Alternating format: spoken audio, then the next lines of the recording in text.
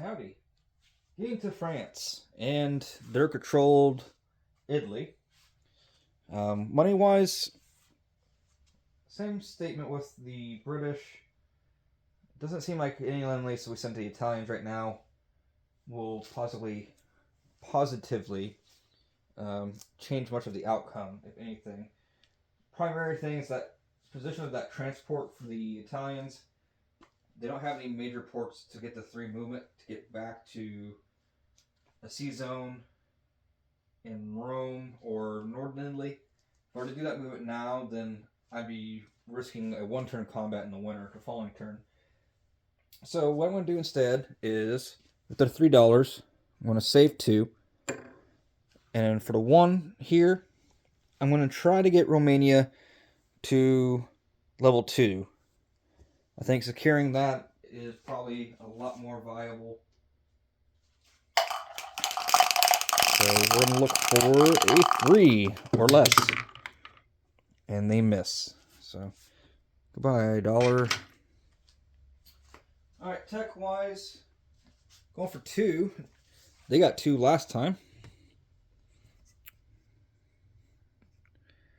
And I think, honestly, yeah, I could just raise it. Awesome.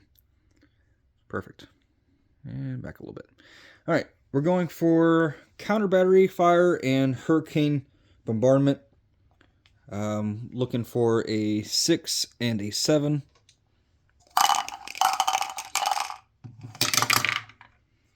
At 10 and 11, the French are on fire with the tech. So they'll get 1 on counter. And as well, hurricane bombardment. Alright. We'll put those saved $2 there. And grab the rolling implements, because the Italians are going to get rowdy. Or try to, at the very least. I was racking my brain just a little bit what I could do. They lost the Italian Somaliland down there in the south. But it would take loading up these guys and, 1, 2, and then they'd only be able to try to attempt to retake it back on the 3rd round in the winter, where they only get 1 round. So I don't know if that would be worth it, to be honest with you.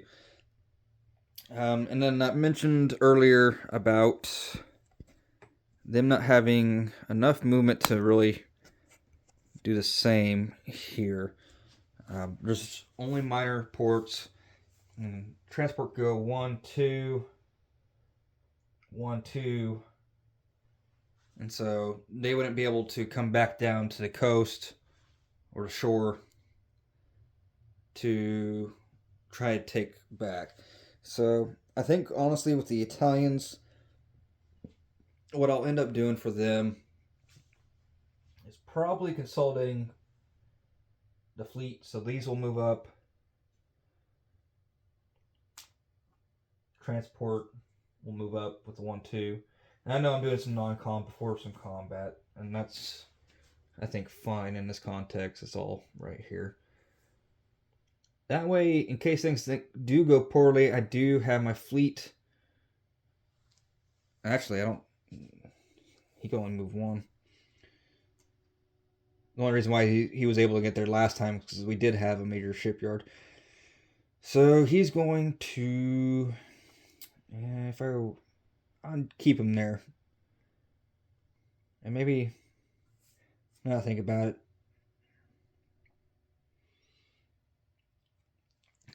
I need to look into it. I don't know if all the ships return at the end of the war to the ports, or if they stay in the sea zones. If they stay in the sea zones, then I'd want to keep some protection here. I could compromise, because next turn I can move them. So we'll just move pretty much everything here. And then that way, next turn, I can move it all back and condense it. Or if next turn I want to try to retaliate in case things go bad here, I come back and land. Sorry, I didn't quite plan out this entire round, but sometimes that's how it goes. So we're going to have 2 infantry. And I think, that is one thing I forgot about last time we did this. I didn't support one of those infantry. Now they're all going to be attacking at a -1. But one of these is going to get supported. And I'll go ahead and move this to the battle map here. One of these is going to get supported, so I didn't think about that last time. I totally lapse of judgment. But it is all good.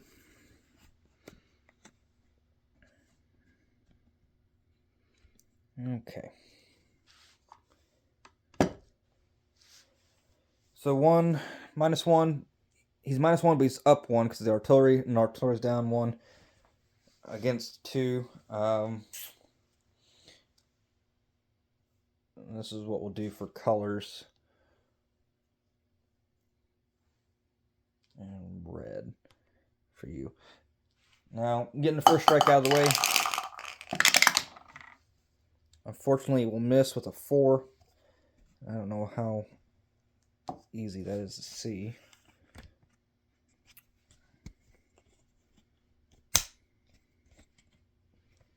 There we go. Hopefully that's better.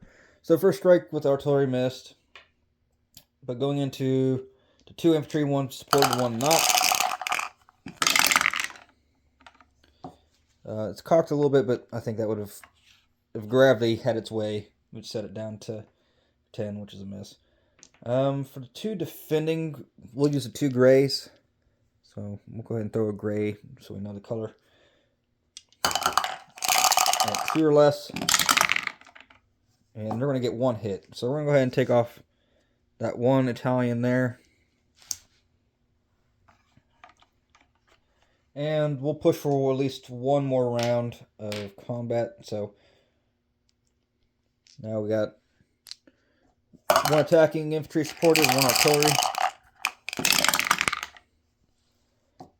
And they both miss. 2 defending Ottomans. They both miss. So we'll push for that last round of combat.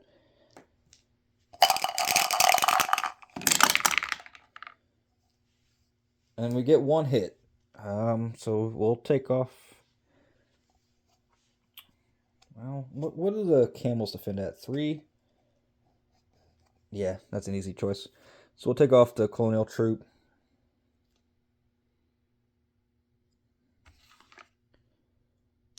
And then defending wise, still gets to defend though, so it'll be 2. And he gets 1 hit. So,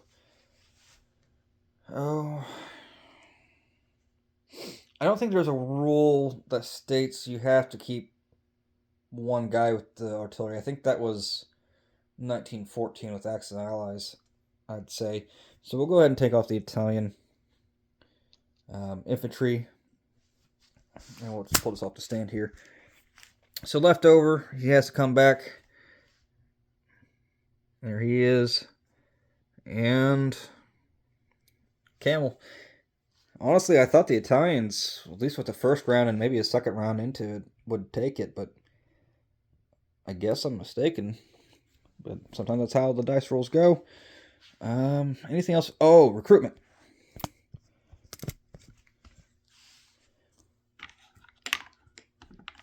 So we will roll recruitment, and should be 6 or less for the Italians, and they miss it. So no other units at this time. Back to France. They'd save $2, and actually,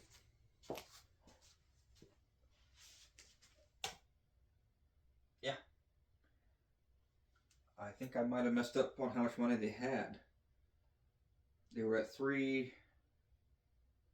They didn't save any, so technically because the Germans have a Morocco aligned, they'd have $1 saved, and their income's down to 2, so they'll only collect 2, leaving with 3. I'm glad I caught that now instead of later. I get so used to looking at the prequel and how much money they have per turn. So they saved 1 technically, and then they'll have 3 for next turn. Oop.